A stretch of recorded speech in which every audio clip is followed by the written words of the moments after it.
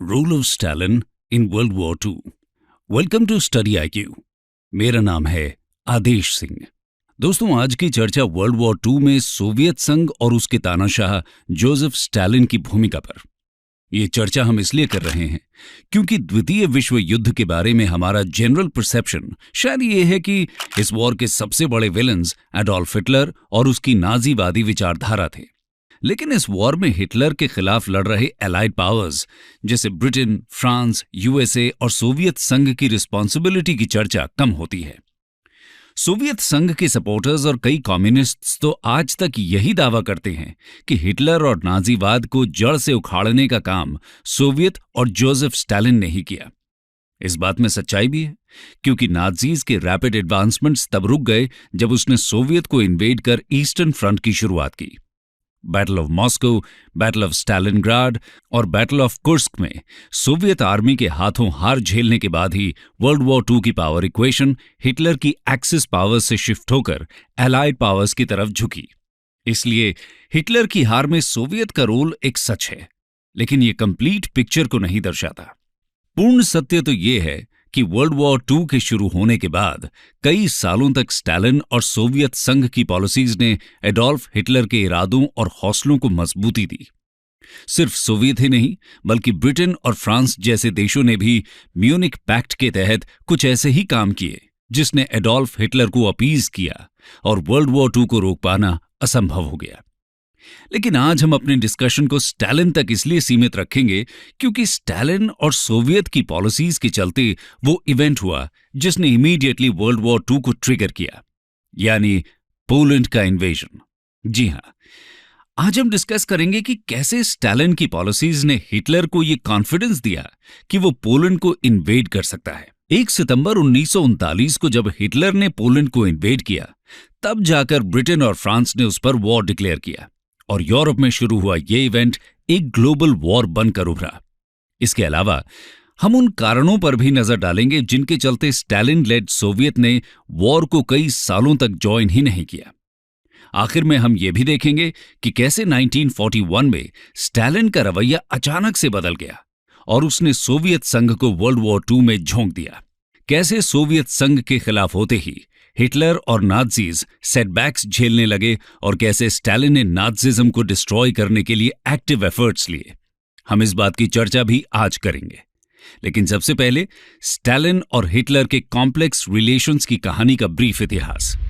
Joseph Stalin and Adolf Hitler. 1878 present day Georgia के गोरी शहर में जन्म हुआ सोवियत संघ के डिक्टेटर जोसेफ स्टालिन का। तब यह शहर रशियन एम्पायर का हिस्सा हुआ करता था। एक गरीब परिवार में जन्मे स्टालिन अपने यंग डेज से ही रेवोल्यूशनरी पॉलिटिक्स में इन्वॉल्व रहे। बोल्शेविक पार्टी से जुड़ने के बाद वो पार्टी के न्यूज़पेपर प्रावडा के एडिटर बने और बाद में उन्हें रशियन रेवोल्यूशन के हीरो व्लादिमीर लेनिन के लिए फंड्स मोबिलाइज करने की जिम्मेदारी भी सौंपी गई। 1917 में अक्टूबर रेवोल्यूशन के बाद जब बोल्शेविक्स पावर में आए तो न्यूली फॉर्म्ड कम्युनिस्ट पार्टी के पॉलिट ब्यूरो में स्टालिन की एंट्री हुई और यहां से शुरू हुआ स्टालिन का राइज। लेनिन का 1924 में देहांत हो गया और उसके बाद स्टालिन ने अपने राइवल्स को मात देते हुए सोवियत संघ की लीडरशिप अपने हाथों में ले ली। 1929 आते आते स्टालिन ने खुद की पावर को और ज्यादा इंक्रीज करते हुए डिक्टेटोरियल रोल अपनाया। स्टालिन के अंडर सोवियत संघ एक पेजेंट इकोनॉमी से ट्रांसफॉर्म होकर इंडस्ट्रियल और मिलिट्री सुपर पावर बनकर उभरा और वर्ल्ड वॉर टू के बाद अमेरिका का एकमात्र चैलेंजर बना। लेकिन स्टालिन का रूल टेरर से भरा हुआ था और कई सोर्सेज बताते हैं कि लाखों सोवियत सिटीजन्स इस दौर में स्टालिन के पर्जेस के शिकार हुए। इकोनॉमिक ट्रांसफॉर्मेशंस के चलते हुए डिसरप्शंस के दौर में स्टालिन ने कई राइवल्स को या तो एग्जीक्यूट किया या उन्हें फोर्स्ड लेबर कैंप्स या गुलाग में भेज दिया।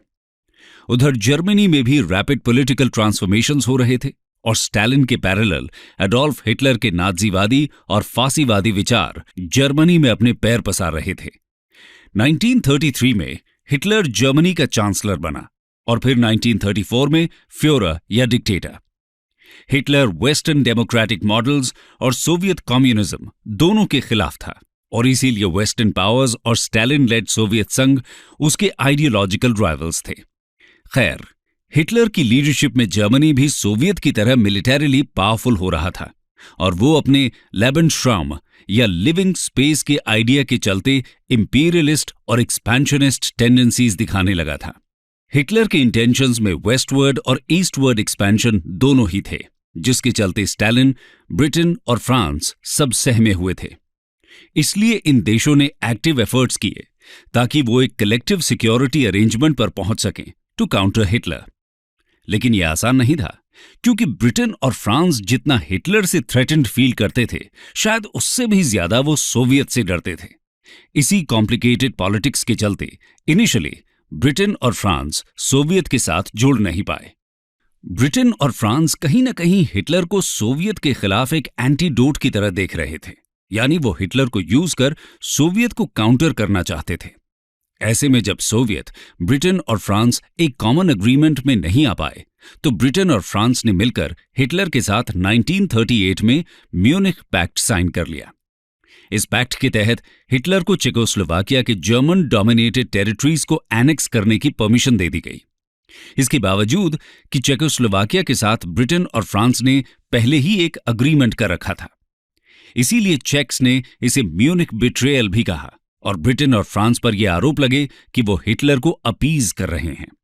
लेकिन अपीजमेंट या तुष्टीकरण की ये राजनीति सिर्फ ब्रिटेन और फ्रांस ने नहीं की, बल्कि हिटलर के प्रमुख आइडियोलॉजिकल विरोधी स्टालिन ने भी की।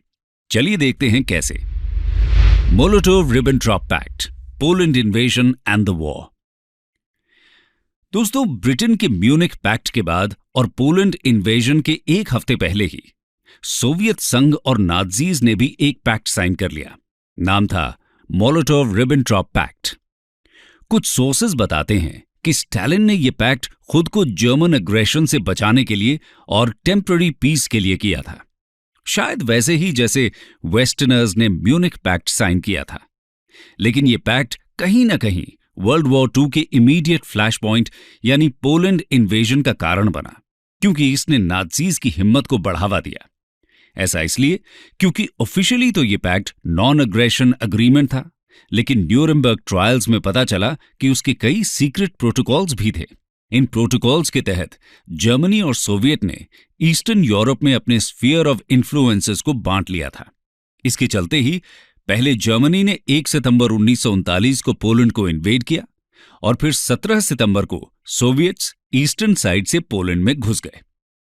फिर क्या था, पोलैंड सोवियत और नाज़ीज के बीच बांट दिया गया, जहां पश्चिमी पोलैंड जर्मन कंट्रोल में आया और पूर्वी पोलैंड सोवियत कंट्रोल में। सिर्फ यही नहीं, सोवियत ने 22 जून 1941 यानी लगभग 2 साल तक खुद को वॉर में इन्वॉल्व ही नहीं किया और उसने हिटलर के एक्सपेंशनिस्ट एजेंडाज के खिलाफ कोई एक्शन नहीं लिया। स्टालिन पूरी तरह से हिटलर को ट्रस्ट नहीं करता था और इसीलिए वो भी अपने वेस्टर्न फ्रंटियर्स को मजबूत करने के लिए न सिर्फ ईस्टर्न पोलैंड को बल्कि एस्टोनिया, लातविया, लिथुएनिया, फिनलैंड और रोमेनिया के कुछ हिस्सों को भी एनेक्स करता रहा।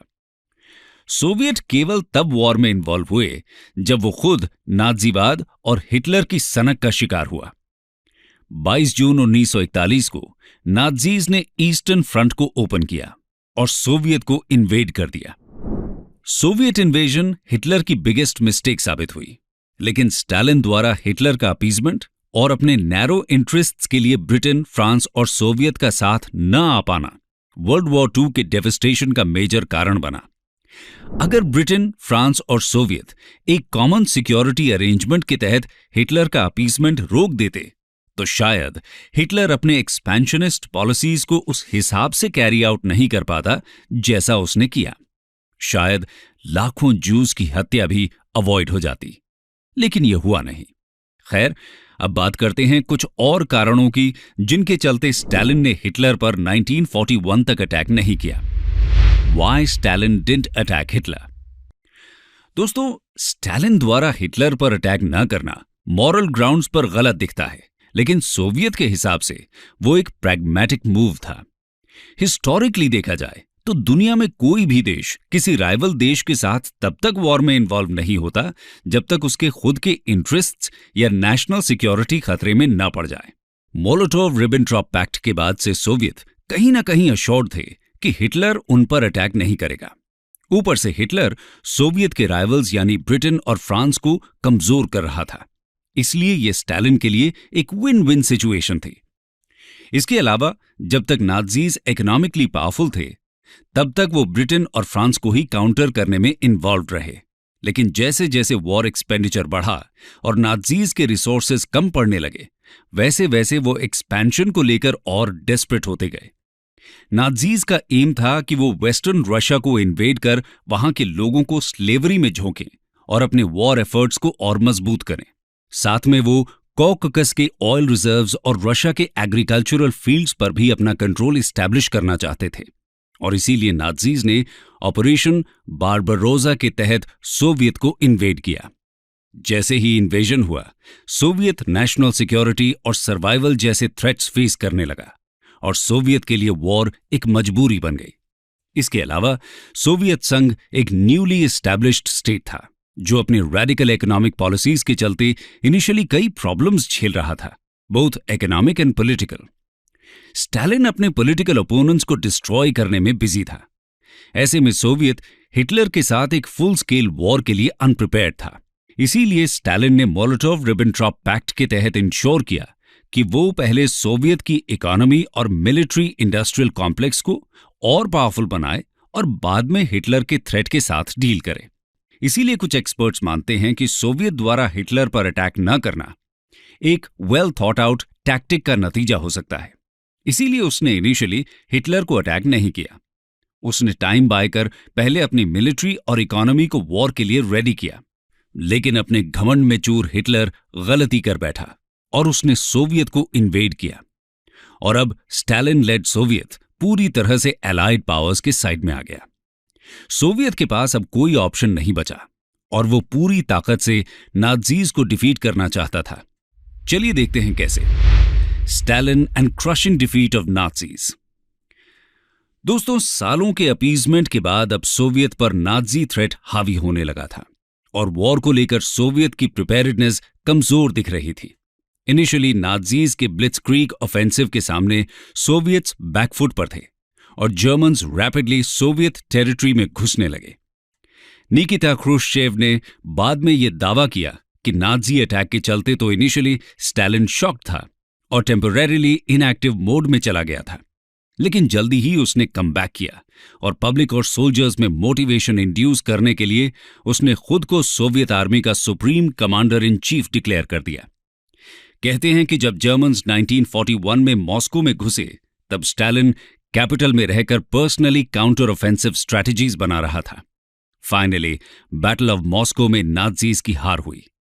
बाद में वो बैटल ऑफ स्टालिनग्राड और बैटल ऑफ कुर्स्क में भी हार गए और क्रेडिट दिया गया स्टालिन के सुप्रीम डायरेक्शन को। एक वॉर लीडर की तरह स्टालिन ने सोवियत बैटलफील्ड्स, मिलिट्री रिजर्व्स और वॉर इकोनॉमी में पर्सनल कंट्रोल मेंटेन किया, जिसके चलते ही शायद एक अनप्रिपेयर्ड सोवियत इस वॉर में जीत पाया। तो दोस्तों, कुल मिलाकर स्टालिन का वर्ल्ड वॉर II में रोल एक कॉम्प्लेक्स जियोपॉलिटिकल सिचुएशन की दास्तान को प्रस्तुत करता है। एक तरफ स्टालिन की पॉलिसीज ने जर्मनी को पोलैंड इन्वेजन के लिए प्रोत्साहित किया, तो दूसरी तरफ हिटलर को हराने में स्टालिन की भूमिका को भी हम इग्नोर नहीं कर सकते। ये कहानी ग्रेट पावर पॉलिटिक्स की ट्रेजेडी का एक उदाहरण है, जहां मोरालिटी और आइडियोलॉजीज बैकसीट ले लेती हैं और जरूरी होता है तो सिर्फ और सिर्फ देश का अपना नेशनल इंटरेस्ट और सर्वाइवल। ये कहानी ये बताती है कि कैसे स्टेट्स आइडियोलॉजिकल डिफरेंसेस के बावजूद अपनी सिक्योरिटी को इंश्योर करने के लिए प्रैग्मेटिक और रैशनल डिसीजंस लेने की कोशिश करते हैं, और कई बार वो अपने राइवल्स के साथ भी अनकंफर्टेबल ट्रीटीज और पैक्ट्स साइन करते हैं। ये कहानी इस बात का उदाहरण है कि कैसे स्टेट्स एनार्किकल वर्ल्ड ऑर्डर में अपनी पावर को मैक्सिमाइज करने की लगातार कोशिशें करते हैं, लेकिन रैशनली एक्ट करते हुए तब तक वॉर में इन्वॉल्व नहीं होते जब तक उनका इमीडिएट इंटरेस्ट और सर्वाइवल खतरे में न हो। ग्रेट पावर पॉलिटिक्स की ये ट्रेजेडी शायद आज भी उतनी ही रेलेवेंट है जितनी लगभग 70 साल पहले थी।